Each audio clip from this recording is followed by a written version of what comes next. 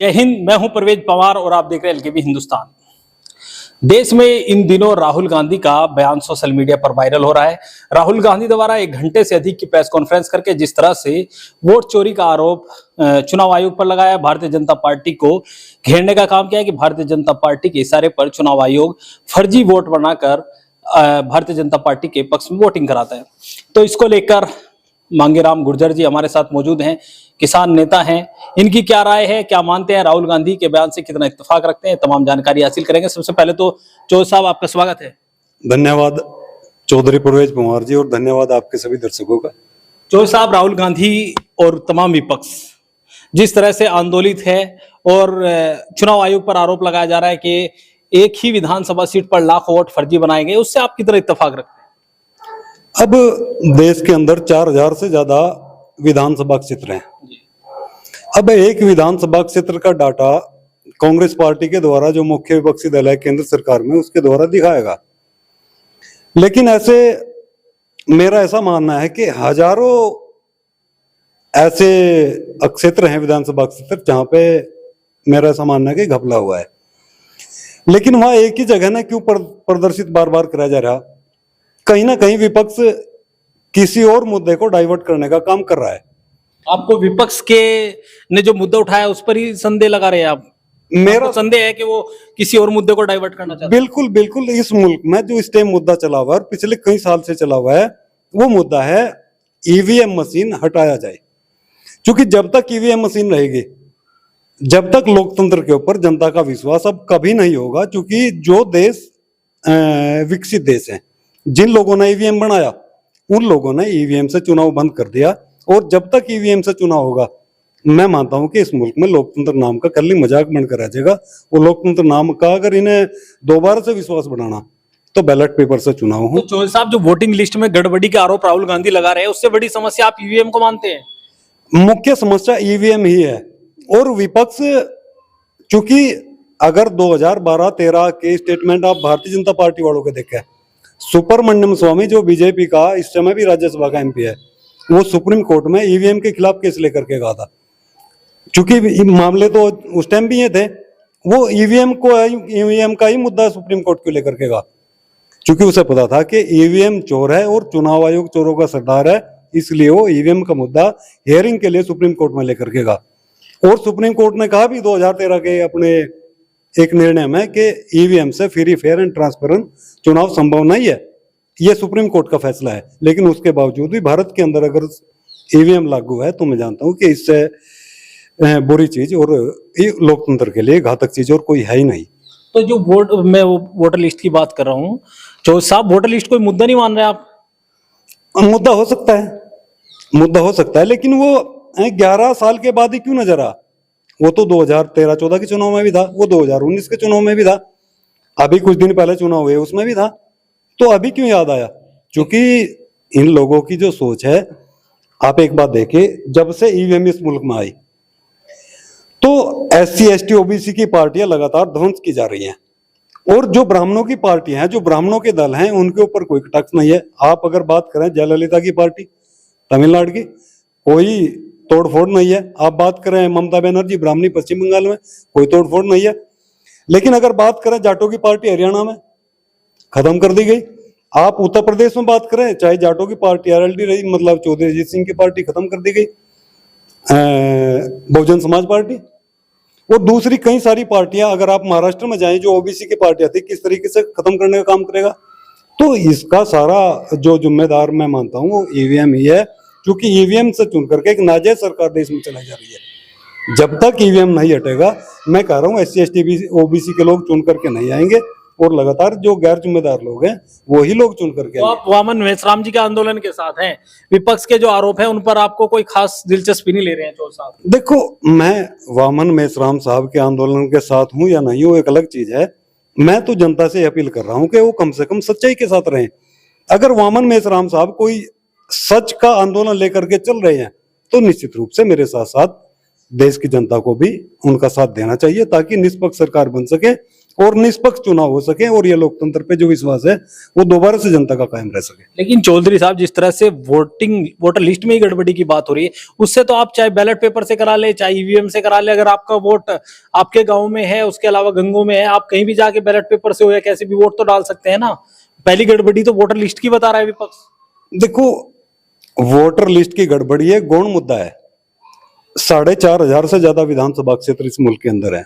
अगर एक विधानसभा क्षेत्र का डाटा ये लोग दिखा रहे तो मेरा शक उस चीज पे जा रहा है, क्योंकि अगर आप जहां हम बैठे यहां से और हमारे साथ में एक विधानसभा लगती है नकुड़, क्या आप वहां चुनाव को सही मानते हैं? इससे पहले जो चुनाव हुआ था, जो मौजूदा विधायक चुन करके आए थे, क्या वो चुनाव कन्फर्म था? तो ऐसी हजारों विधानसभाएं हैं जहां पे घोटाला हुआ है, घपला हुआ है, और घपला करके सरकार बनाई गई, विधायक चुन करके आए, जो लोग चुने हुए थे वो लोग हार गए। तो मेरा ऐसा मानना है, मेरा ऐसा शक है कि निश्चित रूप से जनता ने कोई और चुना और प्रमाण पत्र किसी और से दिया गया। मेरा इशारा उसकी ओर है, और निश्चित रूप से ये बात मैं इसलिए कंफर्म कर रहा हूं कि ईवीएम मशीन एक इलेक्ट्रॉनिक डिवाइस है जी, और इलेक्ट्रॉनिक डिवाइस को हैक किया जा सकता है, ऐसा मैं नहीं कह रहा, एलन मस्क ने भी कहा है जी, उसके साथ छेड़खानी की जा सकती है। बिल्कुल छेड़खानी की जा सकती है। एक इलेक्ट्रॉनिक डिवाइस पे मैं तो कभी भी भरोसा नहीं करता, और इलेक्ट्रॉनिक डिवाइस कभी भी एक साफ सुथरा लोकतंत्र बना देगी, ऐसा मेरा विश्वास बिल्कुल भी नहीं है।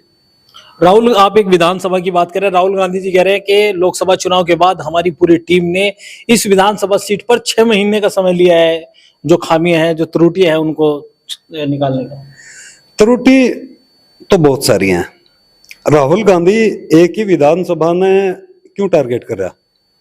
मैं तो ये कह रहा हूं कि बहुत सारी विधानसभाएं ऐसी हैं, अगर कहीं से भी आप डाटा कलेक्ट करेंगे, हालांकि इलेक्ट्रॉनिक डाटा ये लोग कुछ ही दिन में खत्म कर दें, दे नहीं रही, बहुत जल्दी खत्म कर दें उससे, ताकि चूंकि विपक्ष में जिम्मेदार लोग हैं ही नहीं। अगर विपक्ष में जिस तरीके से मुझे कल विपक्ष नजर आ, मुझे कल देख करके ऐसा लगा कि शायद भारत के अंदर लोकतंत्र की वापसी हो रही है, क्योंकि लोकतंत्र जो टिका हुआ होता है वो हमेशा विपक्ष के ऊपर टिका हुआ होता है।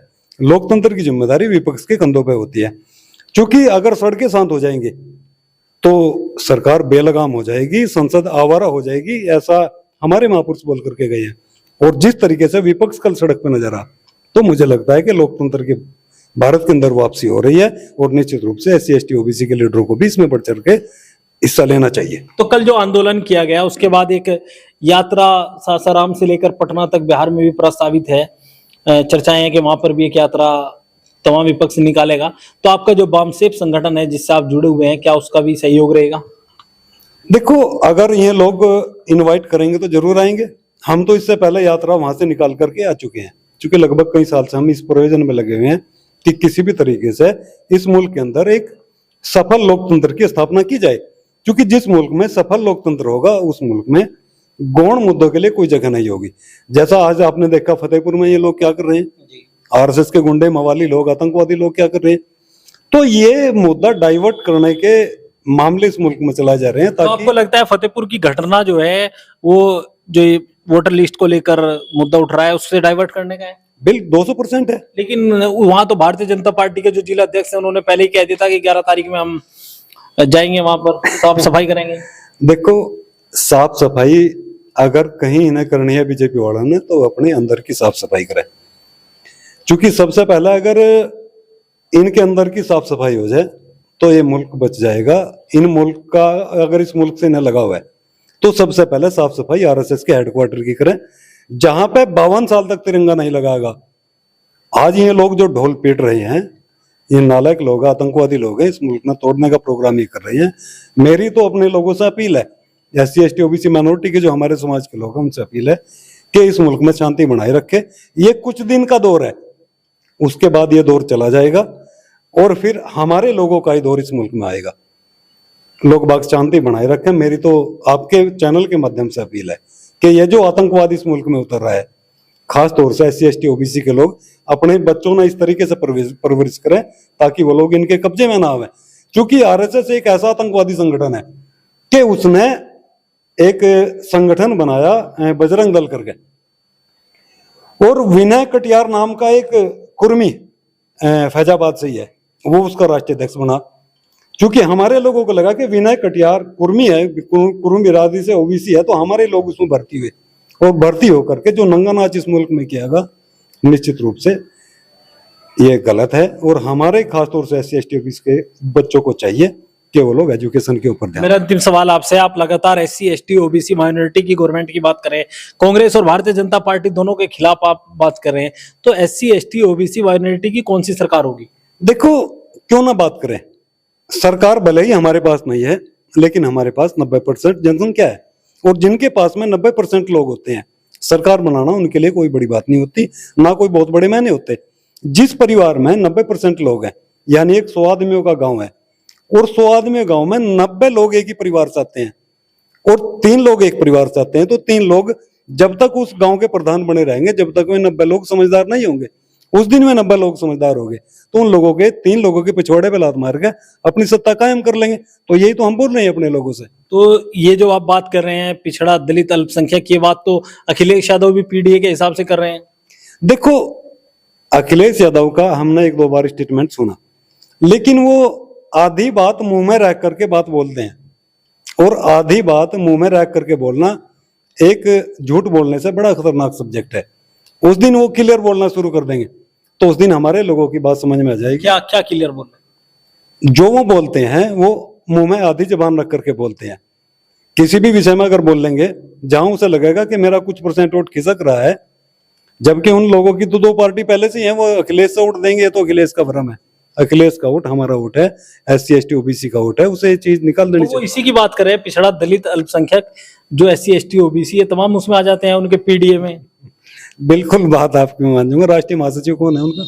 जी, राष्ट्रीय सलाहकार। महासचिव तो कई हैं, उनके शिवपाल यादव भी हैं, प्रोफेसर राम गोपाल यादव भी है, चौधरी रुद्रसेन जी भी है, ये तमाम बैकवर्ड ही हैं। अभिनव मिश्रा कौन है? राष्ट्रीय सलाहकार हो गया।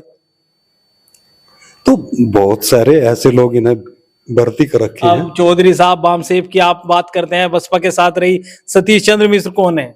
नहीं, मैं बामसेब की बात नहीं करता। नहीं, बामसेब बसपा के साथ रही है, तो सतीश चंद्र मिश्र जी कौन है? तो बामसेब 2002 में BSP से अलग हो गया था, मिश्रा जी उसके बाद में आए, और मिश्रा जी ने पार्टी का क्या असर किया। जब बामसेब ने बसपा छोड़ी थी, तो बसपा के पास में लगभग 200 से ज्यादा MLA थे, और मेरे ख्याल के 14 से ज्यादा MP उस समय थे जी। अगर बसपा की आज की बात करूं, जब से मिश्रा जी आए हैं, आज बसपा का क्या हाल है बताओ मुझे। एक MLA का नाम बताओ बसपा का, कौन है?